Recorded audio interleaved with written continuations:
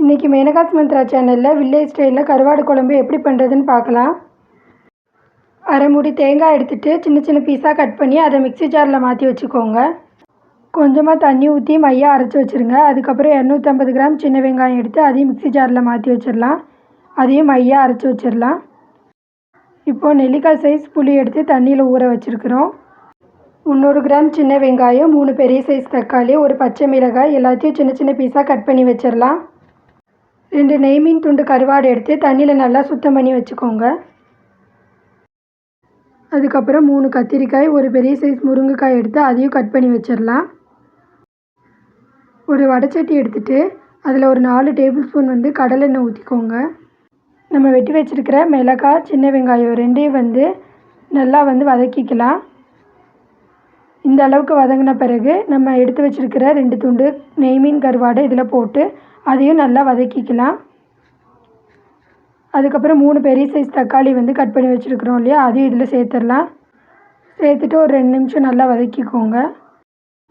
இப்போ நம்ம வெட்டி வச்சுருக்கிற காய்கறியை இதில் சேர்த்துடலாம்.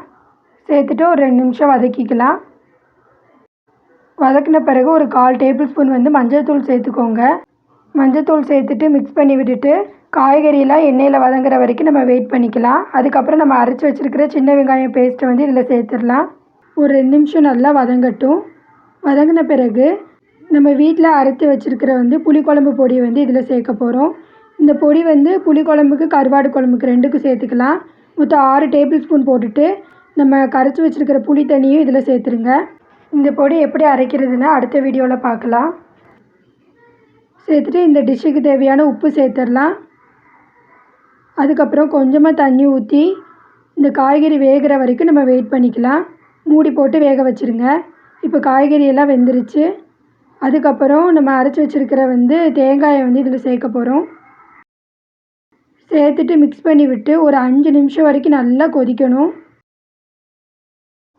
இப்போ குழம்பு ரெடி ஆயிடுச்சு.